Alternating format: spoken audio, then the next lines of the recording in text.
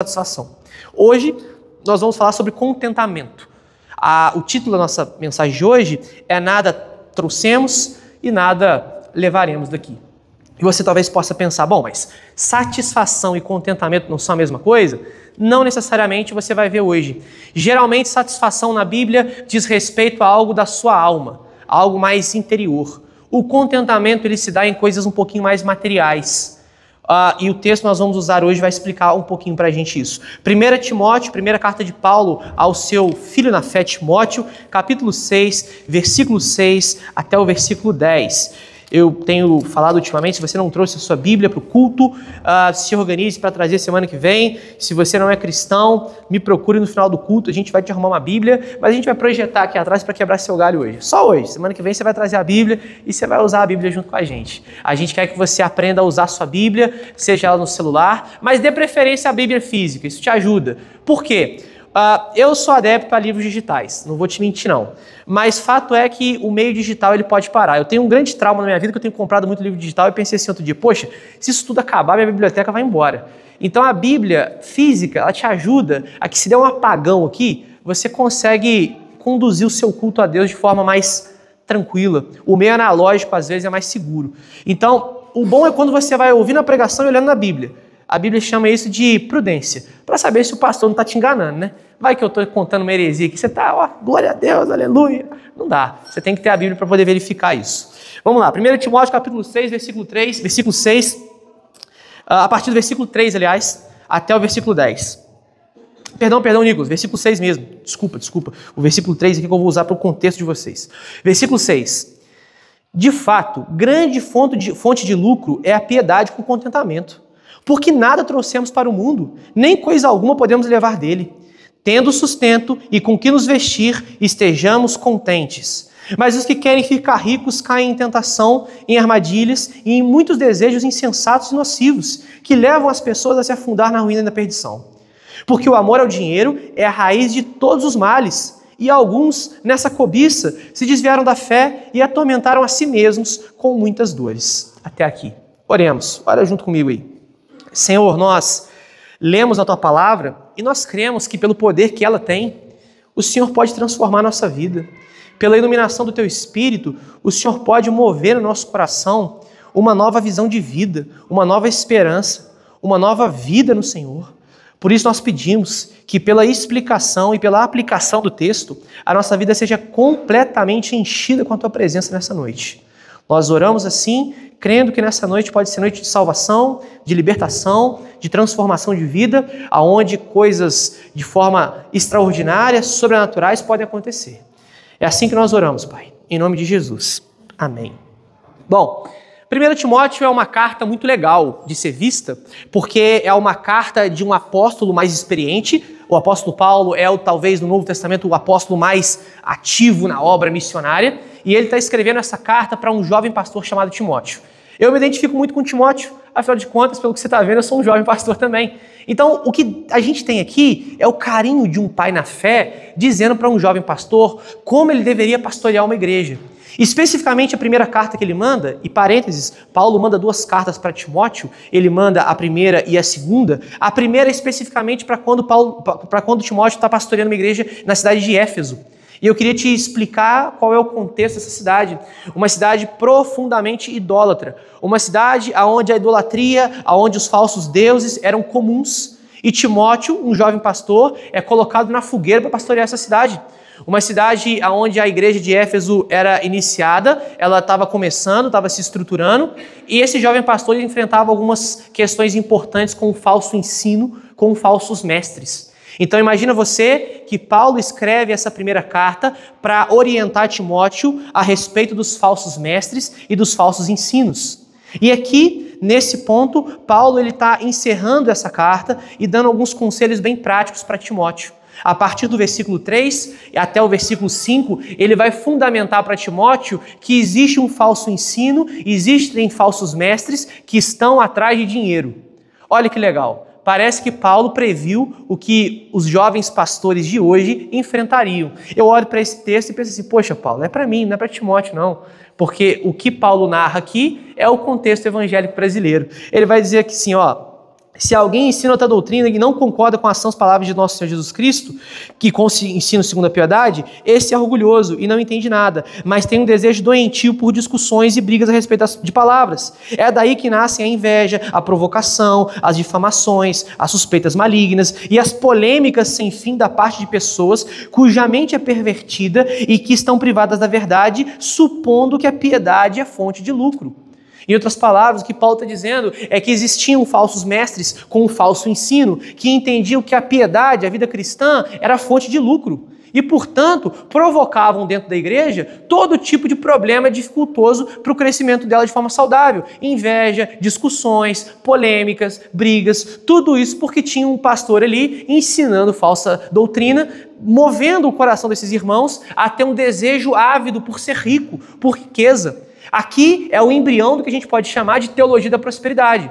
Sabe essas igrejas? Universal, mundial. Aí você fala assim, nossa pastor, você não pode citar esse nome não. Poxa, deixa eu te contar um segredinho aqui. O que mais Paulo fez quando ele se deparava com falsos ensinos era dar nome aos bois. E no nosso tempo, nós precisamos apontar quais são as falsas igrejas, quais são os falsos apóstolos, os falsos profetas, com muito respeito aos irmãos, aos pastores que fazem parte desse movimento religioso no Brasil, mas essas igrejas não ensinam a verdade conforme a palavra. É um outro evangelho, é um falso evangelho. Ah, mas o pastor não tem culpa disso. Bom, se ele é um pastor e se ele se propõe a ensinar a palavra, ele deveria olhar para a palavra e pensar, bom, o que eu estou ensinando aqui é conforme a sã doutrina ou não. E é engraçado porque o que Paulo chama de doutrina correta, ele vai chamar de sãs palavras, mostrando que o ensino correto da palavra traz saúde, traz vida. O contrário é verdadeiro. O ensino errado, a falsa doutrina, traz doença,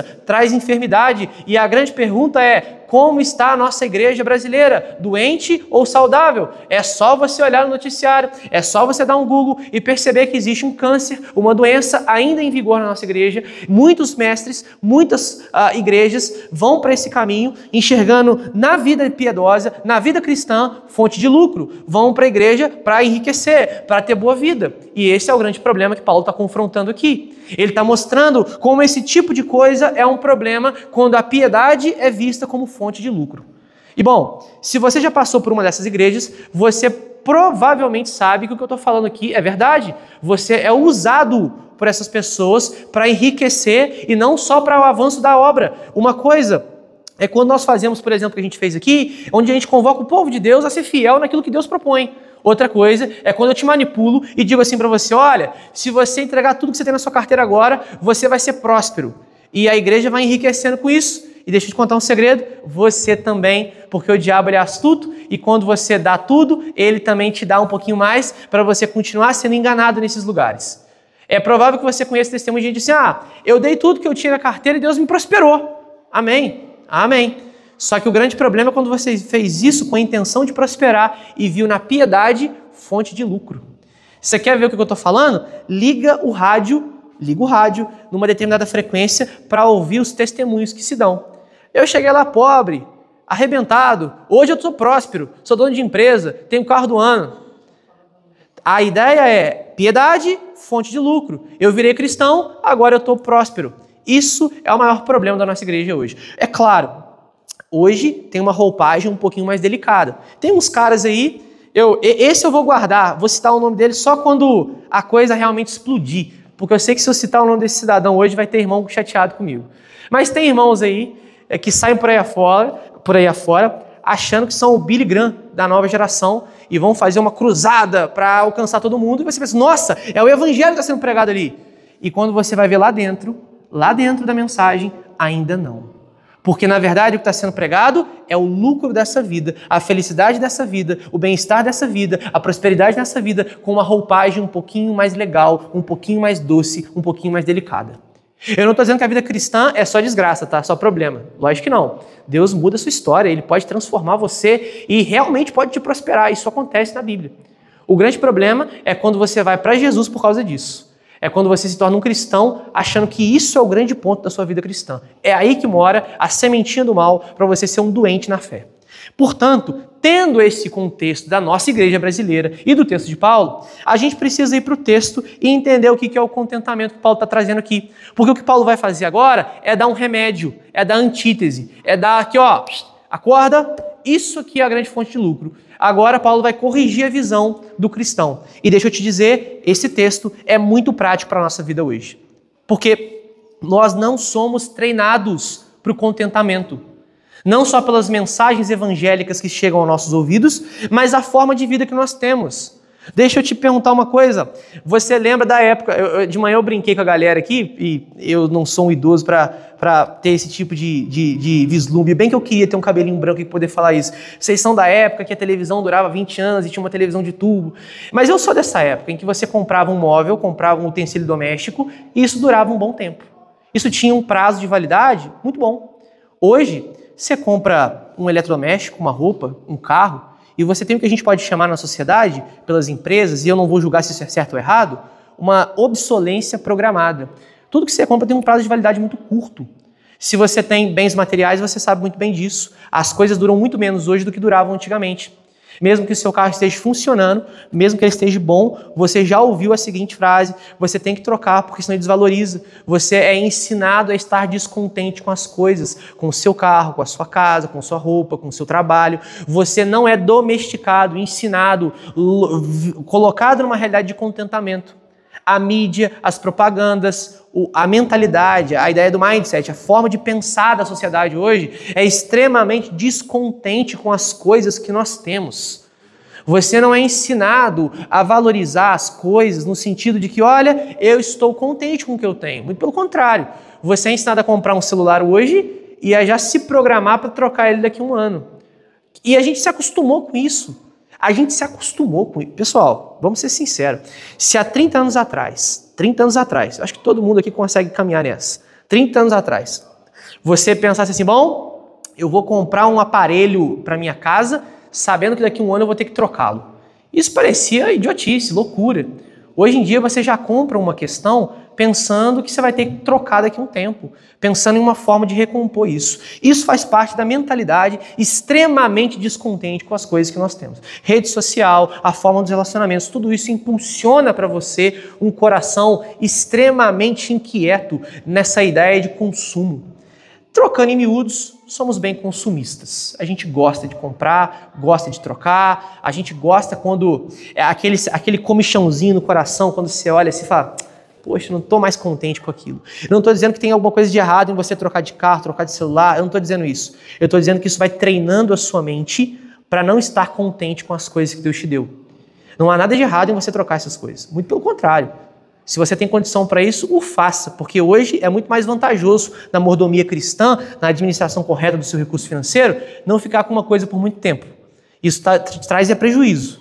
Mas eu queria te mostrar só como é que a sua mentalidade hoje gira na ideia da troca, do descontentamento. E nesse texto, a primeira coisa que o apóstolo Paulo nos mostra é que a grande fonte de lucro de um cristão, ela opera de uma forma diferente.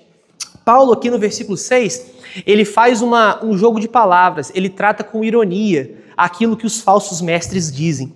É como se fosse assim, ó. Alguns entendem que a piedade, que a vida cristã, que Jesus é fonte de lucro. Ele vai dizer, é mesmo, é fonte de lucro. Só que ele vai temperar isso, ele vai dizer assim, de fato, grande fonte de lucro é a piedade com contentamento. Paulo vai logo de cara desconstruir a ideia de que a vida cristã não opera benefícios. Ele vai mostrar, não, é verdade, a vida cristã, ela tem lucro sim, é real, só que não da forma como você imagina. Vale explicar o que é piedade aqui. Piedade é basicamente uma adoração reverente a Deus. É você adorar ao Deus verdadeiro, isso é piedade. Nas mais diversas áreas, é quando a adoração ao Deus verdadeiro opera na sua família, no seu trabalho, no seu recurso financeiro, isso é uma vida piedosa. Exemplo, quando você é um marido, um pai, uma esposa, uma mãe, um filho, um profissional, e você entende que tudo isso está a serviço da adoração a Deus, e portanto você quer que Deus seja glorificado nessas coisas, isso é uma vida piedosa. É onde a adoração a Deus perpassa e inunda todas as áreas da sua vida. Você adora a Deus não só na igreja no domingo, mas em todos os dias da semana com a sua vida. Isso é uma vida piedosa. Só que nesse caso, Paulo vai dizer que essa vida piedosa, ela é grande fonte de lucro. Aí você vai dizer, bom, mas por que ela é grande fonte de lucro? Porque o nosso coração, ele instintivamente adora uma coisa, ou alguém, ou algum ser. Eu não sei se já te contaram isso, mas eu queria que você prestasse muita atenção no que eu estou dizendo. O seu coração instintivamente é adorador.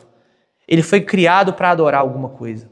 O nosso coração, segundo um teólogo do século XVI chamado João Calvino, ele explica isso de maneira mais filosófica, ele é uma fábrica de ídolos.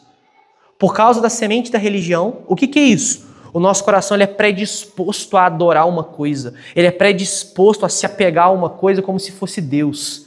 E não só coisas materiais, mas a filosofias, ideologias, conceitos, pessoas. Nós instintivamente cremos. Isso faz parte de quem você é. Não existe nenhum ser humano na face da terra que não tenha fé. Isso é inegável. Aí você vai dizer, bom, mas e o ateu? O ateu, ele tem fé que não existe Deus. Porque provas ele também não tem. Ele instintivamente precisa acreditar em alguma coisa, em alguma ideia, em algum conceito mesmo sem provas. Isso é fé. É você acreditar sem ter provas exatas. Os modelos científicos, por exemplo, eles são baseados em teses, em modelos. Você não tem necessariamente uma prova para algumas coisas. Isso exige fé do cara ou da moça. E em algum nível você tem que crer que esse modelo é o certo, que esse modelo é aplicável, que isso é real ou que isso não é real. A fé faz parte do seu coração. Isso é adoração. O grande ponto é que quando você não tem Jesus, o seu coração ele está buscando alguém, alguma coisa ou uma ideologia para se tornar Deus na sua vida. E o problema é que instintivamente, sem nós percebermos, a gente acaba se conectando com outras formas de adoração e o seu coração se torna um servo de algum Deus por aí. E o que Paulo mostra nesse ponto é justamente que a vida que tem a correta adoração a Deus, a vida piedosa, ela traz lucro, diferente de qualquer outro tipo de idolatria. Deixa eu te dizer uma coisa. Nenhum Deus na sua vida, nenhuma filosofia, nenhuma ideologia, nenhum tipo de crença, nenhum tipo de fé te traz o lucro que o Evangelho te traz. Aí você vai dizer assim, bom, mas me explica isso melhor. Deixa eu te explicar. Nada te dá aquilo que o Evangelho te dá. O Evangelho, ele liberta a sua vida do pecado, da condenação, das trevas. Nada que você possa crer, nada que você possa ter como ideologia, como ideia, como conceito, te fornece isso. Pensa no maior investimento financeiro que você já fez na vida. Pensa lá num terreno que você comprou, no imóvel que você vendeu, em algo de nenhum tipo de lucro como esse se compara ao que o Evangelho pode te dar.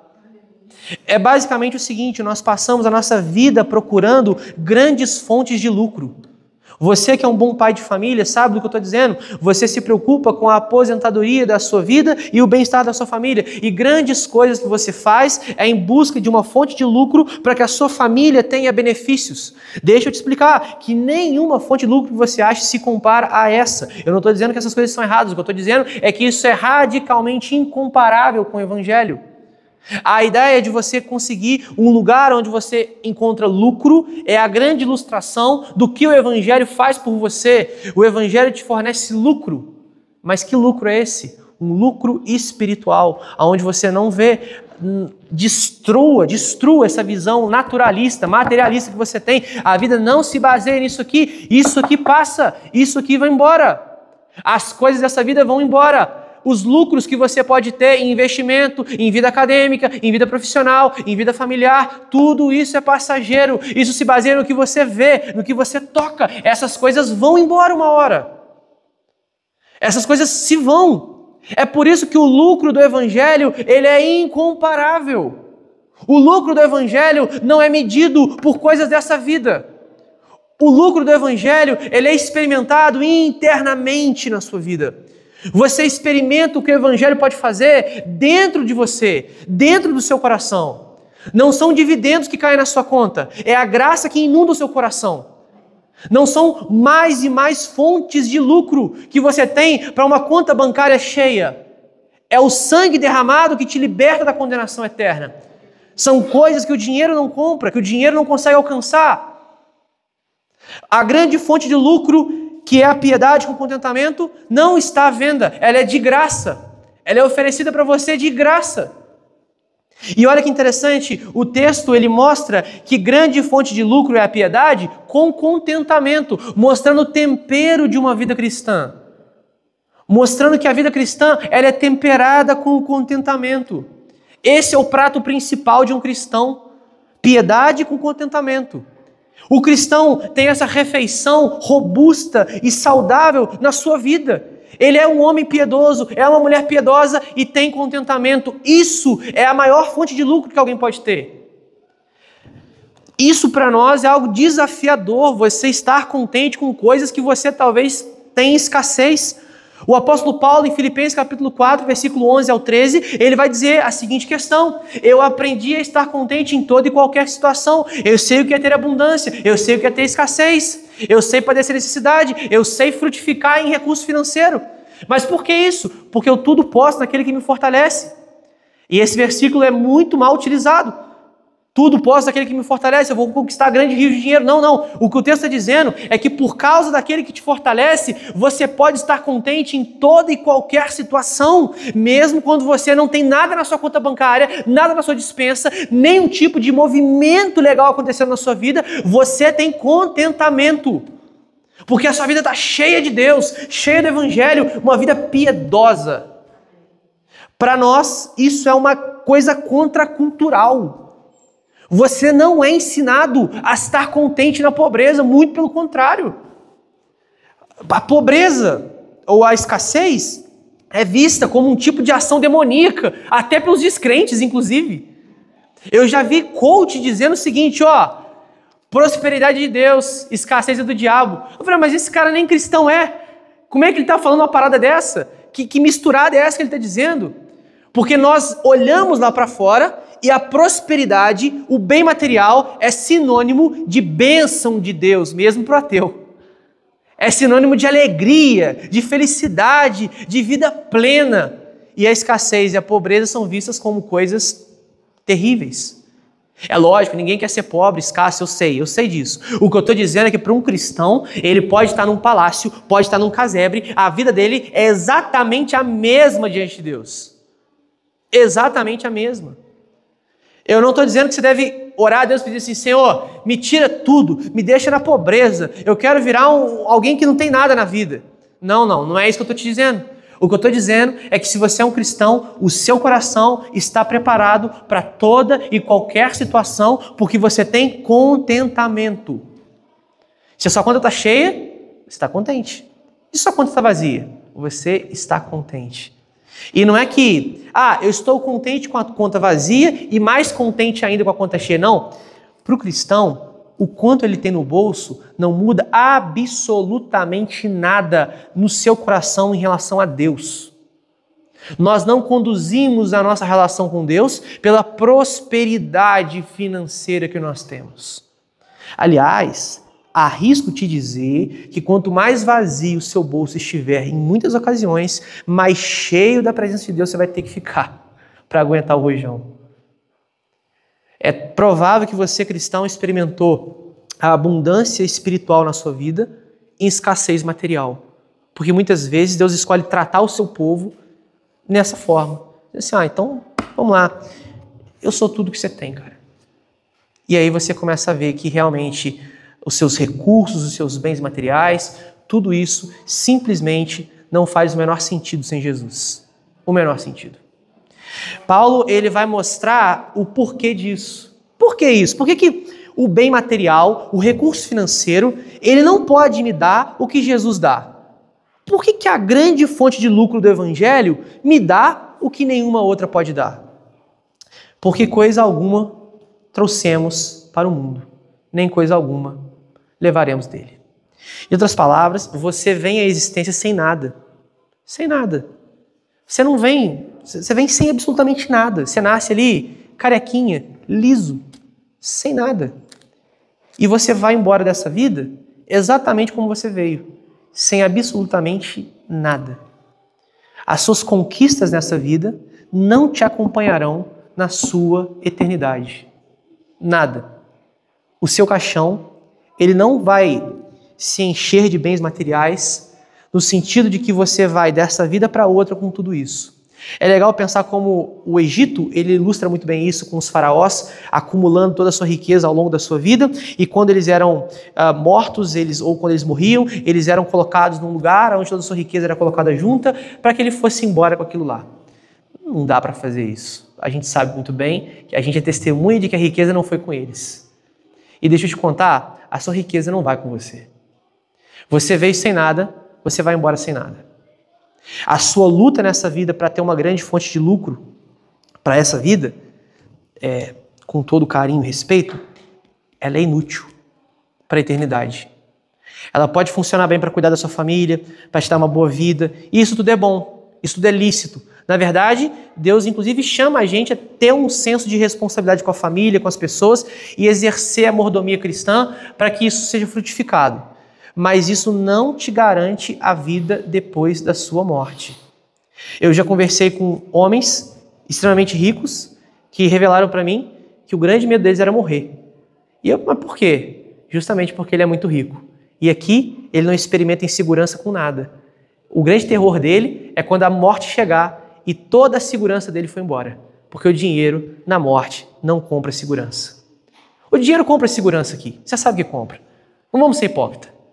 Compra plano de saúde, escola cara, carro blindado, casa no condomínio. Tudo isso ele compra. Só que ao fechar os olhos, o dinheiro não tem mais nenhum valor. Aí já era, meu irmão. Aí já era. Aí o que você conquistou nessa vida é inútil para comprar para você o que Jesus Cristo comprou na cruz e te dá de graça. É aqui onde o apóstolo Paulo ele nos mostra toda a questão no versículo 8. Tendo sustento e com que nos vestir, estejamos contentes.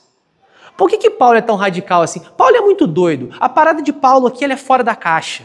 Paulo não parece que regula bem da ideia, porque, Paulo, peraí, eu tenho com o que vestir, com o que comer, eu não consigo sobreviver hoje. Olha como é que é a nossa mentalidade nos nossos tempos, século XXI. O que Paulo diz aqui parece utopia. Não, Paulo, peraí, eu preciso de um carro, eu preciso de uma casa, eu preciso disso, eu preciso daquilo outro, eu preciso de um notebook, de um celular. E Paulo está dizendo, você tem o que comer, tem o que vestir? Então tá bom, é o que Deus vai te dar, é o que Ele te garante. E esteja contente com isso. Isso é fora da caixa para nós.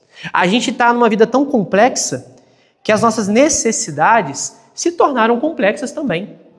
Há tempos atrás, pessoas tinham 16 filhos. E viviam bem, contentes, com um feijãozinho com arroz, um angu e uma couve, e também uma coxinha de frango para temperar a coisa. Hoje não. Você tem um filho, já começa a apertar. 2 filhos, já está impossível. 3 filhos, meu irmão, é um herói. Dá uma estátua, dá um troféu. Ele vai vencer o prêmio de melhor pai do ano, porque é difícil. E por que isso? Pelo descontentamento que nós temos. A gente desacostumou até o básico, até o necessário. Desacostumou. A real é essa. Essa cadeira, esse microfone, esse púlpito, esse lugar, isso tudo é muito além do que nós precisávamos para um culto a Deus. Muito além. Não, Deus, porque eu preciso de um lugar, não precisa nada. Você vai para a praça ali, todo mundo senta no chão e o culto está rolando. O problema é que a nossa sociedade acha que as coisas que nós temos se tornaram necessidades pela sua complexidade. Celular. É uma necessidade, é mesmo, certeza que é. No nosso ritmo se torna, mas não era para ser. O distanciamento se torna tão grande que a gente precisa de uma ferramentinha complexa como aquela para aproximar a gente de novo. A internet, tudo isso se torna um elemento de necessidade diante de uma sociedade tão complexa e descontente como a nossa. Ao passo que o Evangelho diz, não, tenho que comer, tenho que vestir, Deus é contigo. Aí você vai dizer assim, mas Deus vai me abandonar isso? Não. Isso eu te garanto. Deus nunca vai deixar você ter menos do que o que você precisa. Salmo 23. O Senhor é meu pastor e de nada terei falta. Não vai. Deus vai te suprir sua necessidade. Mas esteja contente se Deus achar que a sua necessidade são algumas peças de roupa e um arroz com feijão no prato. Porque se ele achou que isso é suficiente para você, isso é suficiente para você. Você vai dizer, não, pastor, você está exagerando. Olha, eu vou te dizer que uma mesa simples, uma conta bancária vazia, mas um coração cheio de Deus, vale muito mais do que uma conta bancária lotada e uma mesa repleta. Isso só o Evangelho pode te dar. O Evangelho, ele vai em situações difíceis. Eu quero que você pense, por exemplo, quando o Evangelho chega no Nordeste, nas favelas, nas periferias, em regiões do continente africano, e quando o Evangelho é pregado, por que essa mensagem tem o poder de transformação? Porque o Evangelho opera além da pobreza, da escassez, esse tipo de coisa. Ele traz uma mensagem que restaura a alma do indivíduo e não depende de circunstâncias para isso acontecer. Essas pessoas poderiam dizer assim, bom, ok, essa mensagem de salvação veio, mas eu vou continuar aqui. É incrível, porque esses são os lugares onde isso nem se pergunta, onde isso nem é se perguntar, nem é levantado. O Evangelho é pregado, as pessoas creem e acabou. Todo mundo vivendo uma vida cheia do Espírito. Na cidade, não. Na cidade, o Evangelho é pregado e começa. Mas e aí? Deus vai me dar isso? Deus vai me dar aquilo? E se eu for para o Evangelho? Vai ter isso? Vai ter aquilo? A gente complica as coisas. A gente quer o Evangelho e mais alguma coisa. O Evangelho e mais a prosperidade. E eu quero te dizer, o Evangelho é suficiente para a sua vida de contentamento. Deus vai suprir o que você precisa, porque Ele é suficiente nisso. A ideia de contentamento aqui, ela é justamente essa. Isso é uma mensagem que transcende as questões físicas e materiais e visíveis. Você pode experimentar uma vida muito feliz em Jesus, com a sua conta bancária vazia, sua despensa escassa, com recursos limitados, porque Deus é suficiente. Mas o contrário também é verdadeiro. Você pode experimentar uma conta bancária cheia, uma vocação muito complexa, bonita, uma relação familiar legal, mas com o coração ainda vazio. Isso é possível. Não só é possível, mas é atestado publicamente nas inúmeras conversões que nós vemos, na minha conversão, na sua conversão, você atesta publicamente, eu não tinha nada até encontrar a Cristo. Os mais ricos falam isso, os mais pobres falam isso, os mais simples falam isso, os mais complexos falam isso, todos falam a mesma coisa quando encontram Jesus. Eu não tinha nada antes de Cristo, eu era cego e agora eu vejo, eu era morto e agora eu vivo. O Evangelho é essa mensagem que faz uma antítese, uma contraposição àquilo que você ouve lá fora. Você não precisa de uma grande fonte de lucro para sua conta ser abastada de recurso financeiro. O que você precisa é do Evangelho para fazer com que tudo aquilo que você não tem seja superabundante na sua vida. Salvação. Salvação. O que o Evangelho te dá, o dinheiro não compra. O que o Evangelho te dá, a sua força não conquista. O texto ele vai para uma parte onde Paulo ele vai mostrar o seguinte: mas os que querem ficar ricos caem em tentação, em armadilhas, em muitos desejos insensatos e nocivos que levam as pessoas a afundar na ruína e na perdição. O que Paulo está dizendo é que aquelas pessoas que querem ficar ricas, elas caem num tipo de ciclo problemático. Elas são tentadas, elas caem na armadilha e agora o coraçãozinho delas deseja mais dinheiro, mais e mais. Isso traz para elas terríveis problemas na alma, angústias profundas, angústias impensáveis. É fácil você ver testemunhos de pessoas, não precisa ser cristão, que na pobreza, na simplicidade de uma vida sem recursos, tinham muito mais felicidade do que antes, do que depois, quando conquistaram recursos financeiros. O que a Bíblia diz aqui não é só aplicável a uma vida dentro da igreja, é aplicável em todo o cenário. Quando você encontra com alguém que quer ficar rico, essa pessoa está diante de uma jornada para o caos, para a complexidade. Aqueles que querem ficar ricos caem em tentação. Existe uma tentação a respeito do dinheiro. Você é tentado em relação ao recurso financeiro. Isso move o seu coração. Isso te faz brilhar os olhos. Dinheiro, prosperidade, segurança. O que o dinheiro te dá é tentador. É tentador. Imagina alguém chegar para você e dizer assim: olha, eu vou te dar uma quantia financeira que vai garantir para você e para sua família paz, segurança e prosperidade para todos sempre, até o fim da vida deles. E aí, o que você faz como homem, como pai de família, como mãe, como mulher? Você vai ficar tentado. Mesmo que isso seja algo ilegal, algo ilícito, você pensa duas vezes pensando assim: isso é errado. mas isso promete coisas boas. A sua mente raciocina o conflito que é ter que recusar algo que é bom para sua família. É por isso que você consegue perceber muitas pessoas que ficaram ricas tendo que passar por cima de muitos princípios. Sonegaram, mentiram, traíram, abandonaram, ludibriaram, porque a ideia de ficar rico era o fim, o meio e o início das suas vidas. Com a desculpa de que trariam uma vida melhor para a família, para a sua realidade, passaram por cima de tudo, caíram em tentação, caíram em armadilhas, caíram em lugares escorregadios. E é exatamente esse o problema quando o seu coração é induzido, é seduzido, é levado a pensar que ficar rico, que ter dinheiro vai resolver a sua situação. Armadilhas que se colocam na sua vida são facilmente experimentadas porque o seu coração ele é tentado. Paulo, de forma muito programada, ele coloca uma ordem lógica. Primeiro você é tentado. Primeiro o seu coração é seduzido pela riqueza, é seduzido pelo dinheiro. Logo em seguida você está propenso a cair numa armadilha, a fechar um negócio, a fechar um acordo, a fazer algum tipo de movimento em que isso te coloca numa situação de risco, de problemas. Logo em seguida, os desejos pecaminosos, os desejos insensatos e danosos, nocivos da sua vida começam a aparecer. É por isso que muitas pessoas, quando ficam ricas, começam a abandonar a família, a abandonar princípios, porque os desejos se tornaram piores.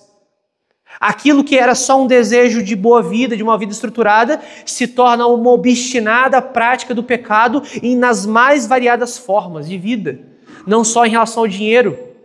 É por isso que Paulo ele vai usar uma expressão aqui que ela é dolorida, dolorosa. Essas pessoas se afundaram na ruína e na perdição. Aqueles que querem ficar ricos, invariavelmente irão sofrer nessa vida. Cedo ou tarde, a conta chega.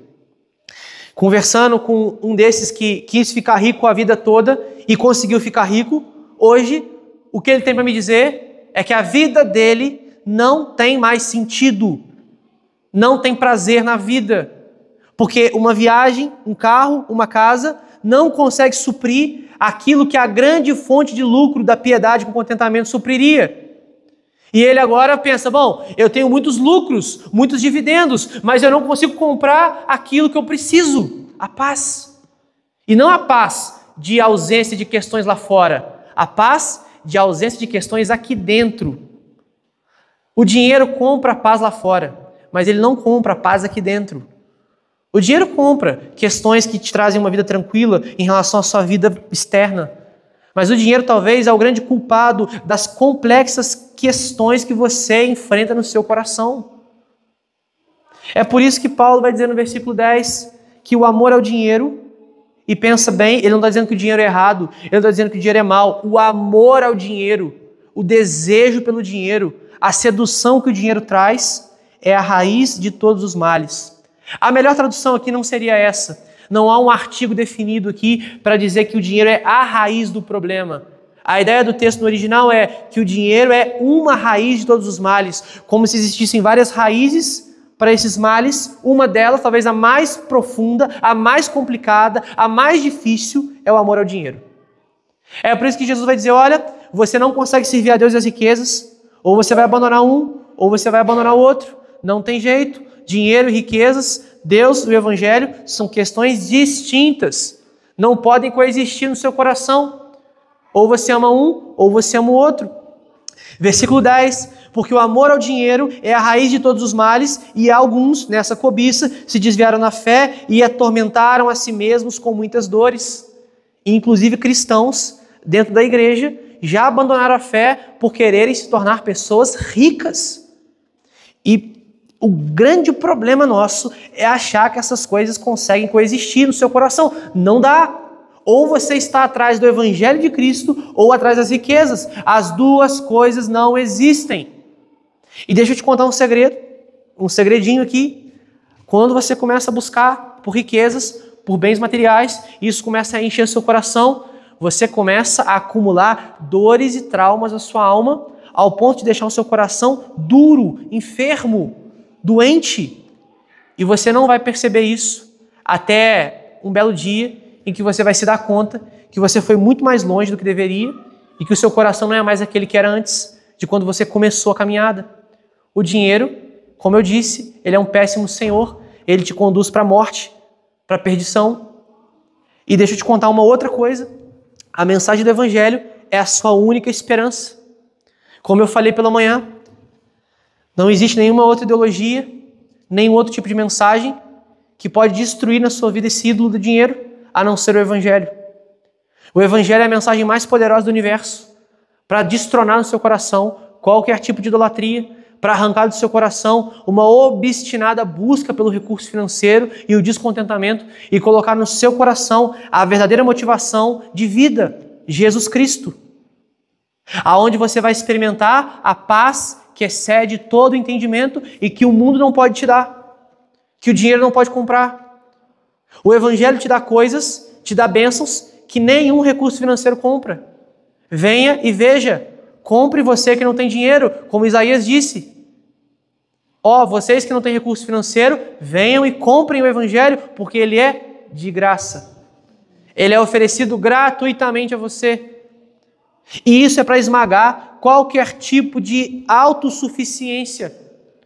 Paulo faz um jogo de palavras quando ele vai usar a palavra contentamento no versículo 6, quando ele vai dizer, de fato, grande fonte de lucro é a piedade com contentamento. Essa palavra contentamento no original, ela era usada na filosofia grega no sentido de autossuficiência. O Evangelho, ele faz o oposto, ele te dá contentamento não em quem você é, não na provisão, não no recurso financeiro, mas em quem Jesus Cristo é. Essa é a mensagem mais estranha que você vai ouvir na vida. Deixa eu te dizer uma mensagem estranha. Deixa eu te contar. Não é muito bom quando você olha a sua conta bancária, depois de anos de trabalho, e vê lá caindo aquele monte de dinheiro, com aquele monte de dígito, e fala assim, olha, o fruto do meu trabalho, que alegria, como isso produz contentamento. Você já recebeu um acerto financeiro muito grande, onde você olhou e falou assim, uau, aqueles anos de trabalho valeram muito a pena, que legal, isso é muito bom. Mas deixa eu te dizer, o Evangelho é uma mensagem estranha, porque você está contente pelo fruto do trabalho de outro. Você não fez nada no Evangelho, você não trabalhou nada no Evangelho, as suas obras não valem de nada. Jesus Cristo fez todo o trabalho, o fruto do trabalho dele é a sua salvação. No Evangelho você se satisfaz, você se agrada, se contenta na grande riqueza que não vem do seu trabalho, não vem do que você fez, mas vem do que Cristo fez na cruz. É extremamente estranho para você estar contente e satisfeito em uma coisa que não foi você que fez. Isso é graça. E talvez você não está acostumado com isso. O Evangelho te promete um caminho completamente diferente. Você é chamado a estar contente nas obras, no sacrifício, na riqueza de outro. Jesus Cristo é aquele rico que compra um pobre pecador como você na cruz do Calvário. Ele é a nossa riqueza, Ele derrama sobre você ricas bênçãos espirituais, porque Ele é o dono do ouro e da prata, mas também é o dono de todas as coisas, ao ponto de conceder a mim e a você, pobres pecadores, a riqueza da salvação. Você é chamado a crer nessa mensagem para entender qual é a verdadeira riqueza da vida. Qual é a verdadeira riqueza que você tem hoje? Essa mensagem nessa noite é para chacoalhar você, para você entender o seguinte: a minha conta bancária pode estar cheia, mas se o meu coração estiver vazio de Cristo, amanhã, quando eu abrir os meus olhos para trabalhar, nada faz sentido. E no dia da minha morte, quando eu fechar os olhos, o que me espera na eternidade não é nada além de dor e tristeza. O grande problema é que ninguém tem coragem de dizer para você o que a Bíblia te diz agora. O que a Bíblia te encoraja a pensar e a refletir acerca das questões sobre a sua vida, sobre a sua realidade. Eu queria te contar a parábola que Jesus conta para um grupo de pessoas a respeito do rico, que era tolo. Jesus, acerca da multidão, em Lucas capítulo 12, versículo 13. A multidão pergunta para Jesus: mestre, diga a meu irmão que reparta comigo a herança. Sai uma voz no meio de uma multidão. Alguém, mestre, diz para o meu irmão repartir a herança comigo. Esse homem queria uma grande fonte de lucro. Queria algo financeiramente falando. Ele vai dizer: Jesus, resolve meu problema financeiro. Jesus vai dizer: homem, quem me nomeou juiz ou repartidor entre vocês? Então lhes recomendou: tenham cuidado e não se deixe dominar por qualquer tipo de avareza, de amor ao dinheiro, porque a vida de uma pessoa não consiste na abundância dos bens que ela tem. E Jesus lhes contou ainda uma parábola, que é uma história ilustrativa. O campo de um homem rico produziu em abundância. Então ele começou a pensar: que farei, pois não tenho onde armazenar a minha colheita. Em outras palavras, o homem tinha grande fonte de lucro, ele não tinha onde guardar mais. Agora eu tenho que construir mais lugares para guardar isso. Até que disse: já sei, destruirei os meus celeiros, construirei outros maiores, e aí armazenarei todo o meu produto e todos os meus bens. Então direi à minha alma: você tem em depósito muitos bens para muitos anos, descanse, coma, beba e aproveite a vida. Esse texto é a nossa ótica de vida. Trabalhe, ganhe, conquiste, lucre, porque vai chegar o dia que você vai descansar e aproveitar a sua vida com a sua família. Não é assim que nós pensamos: eu vou trabalhar, eu vou investir, eu vou lucrar, vou colher meus dividendos e daqui a pouco eu vou descansar e aproveitar os meus bens. E Jesus disse: mas Deus disse a esse homem: louco, esta noite lhe pedirão a sua alma e o que você tem preparado para quem vai ficar. Assim é o que ajunta tesouros para si mesmo, mas não é rico para com Deus. Em outras palavras, a morte chegou para ele e a pergunta ficou: o que você ganhou aí foi para quem? Para minha família. Você está morto, cara. Acabou. Não tem mais o que fazer. A Bíblia condena drasticamente pais, mães que não preparam uma vida para os filhos. A gente deveria entesourar para os nossos filhos, para a nossa família. Mas o que o texto quer dizer aqui é que um celeiro cheio não significa uma vida eterna com Cristo. Seu celeiro pode estar vazio, sua vida pode ter 0 na conta, menos X na conta. Mas se você está em Cristo, na eternidade, você desfruta de abundante riqueza. Eu não quero que você saia por essa porta pensando que essa mensagem pode ser desprezada na sua vida. Muito pelo contrário, não há nada mais urgente para você do que ouvir uma mensagem como essa e pensar o seguinte: pelo que eu tenho gastado a minha vida? Qual é o sentido de tudo que eu faço? Quando eu fechar os meus olhos, o que me aguarda? O que me espera? Quando a minha senha bater, para onde eu vou? O que vai ser de mim? Não tem nada lá fora. Depois da morte não acontece nada. Você jura que você acredita nisso? Lá no fundo do coração, você está em paz com esse tipo de pensamento? Porque das pessoas que eu já conversei sobre isso, no dia que a crise veio, no dia que estava no leito de hospital, chegando pertinho, o horror da morte vinha e toda aquela segurança de que não tinha nada depois da morte foi embora e a insegurança da morte chegou. O grande problema é que nós estamos acostumados a rir da morte, a debochar da morte, a debochar do que nos espera, confiando na nossa força e nos nossos bens aqui na terra. E o grande problema é que só há uma mensagem que te livra da morte.